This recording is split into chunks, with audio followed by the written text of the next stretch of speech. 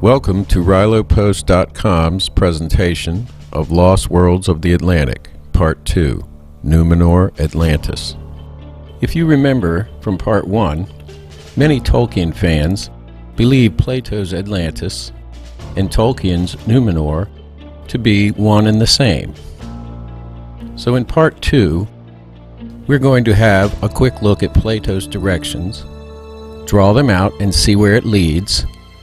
Then we will look at Tolkien's map of Numenor and see if the map of the ocean floor, as the Middle-earth area does, bears a remarkable resemblance to the specific features shown on Tolkien's map. The translation says basically that Atlantis was in the Atlantic beyond the Mediterranean Sea. It says it was in front of the mouth of the Mediterranean, and that it was the way to other islands which led to an immense continent that surrounds them or engulfs the sea. The phrase "in front of" means that it was due west of it, not necessarily so close as to be blocking it. The phrase that it was the way to other islands that led to an immense continent means that by continuing past Atlantis, you would find other islands that trail off toward an immense continent. As you can see on this geographic.com map of the ocean floor, if you move due west from the Strait of Gibraltar, you eventually come directly to the corner seamounts. Beyond that, there are other clearly visible seamounts, or islands, that trail off until they reach North America. If Atlantis and Middle-earth were at one time above sea level, then North and South America, being even higher, would have been a single land mass engulfing most of the ocean. Now, if we place a small copy of Tolkien's map of Numenor next to a close-up view of the seamounts that sit on the path laid out by Plato, we can once again see some obvious similarities between the maps. First of all, I will point out that although these seamounts do lie on the path to Atlantis, they do not resemble the physical descriptions of the land of Atlantis by Plato. Plato said it was bigger than Libya and Asia combined, and that it was a circular island. These particular seamounts do resemble the island described by Tolkien as Numenor.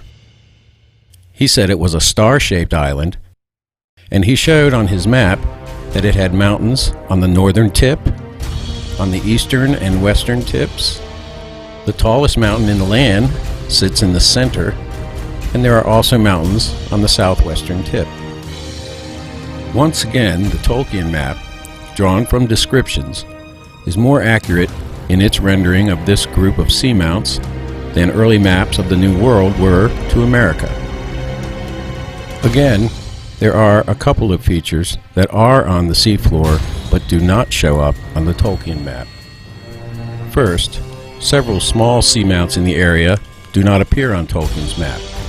These could be either new volcanic mounds or simply may not have been described in any of the tales.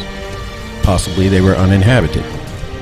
Second, although the map shows the tallest mountain in the land to be in the center, and the seamount in the center is indeed the tallest, its peak is a mere 15 meters below the surface.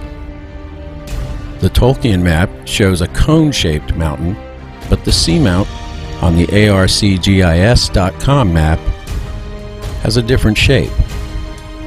It includes another very tall peak to the east, which is about 150 meters below the surface. This does not rule out the area as being Numenor. The description they had might have only mentioned the tallest peak and its location. But it is possibly bad news for any hopes of finding the actual main city of Numenor, or Atlantis, which was supposed to be east of the center mountain, near the shore. I hope the remains of the city are at the bottom of the east side of the second peak, where the seaport might have been. But I fear the legends that say a volcano erupted and covered the city in lava as it sank beneath the waves might be true. In that case, there would be no possibility of finding any sign of a city there.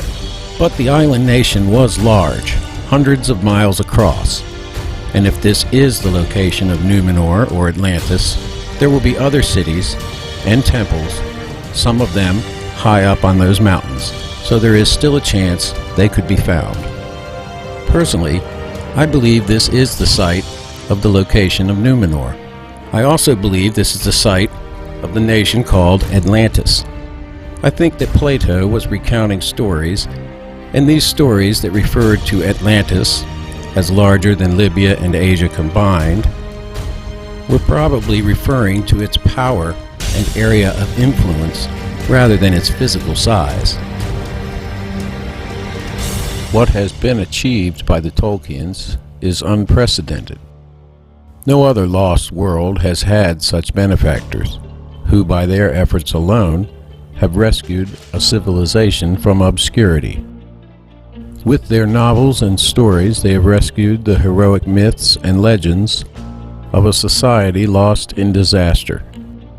Because of their dedication to detail and completeness, they will ultimately be responsible for the discovery of the location and the ruins of the civilization that no doubt spawned our own earliest civilizations, architecture, and metallurgy. My love of the Tolkien works has been enhanced by these discoveries.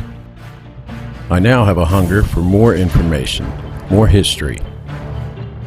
Like so many people, I have read The Lord of the Rings and The Hobbit.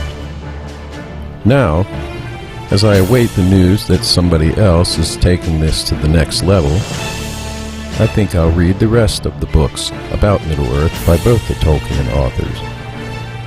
I recommend everyone else do the same. Check back with rilopost.com for Lost Worlds of the Atlantic Part 3, The Geology, and for any updates as they come available.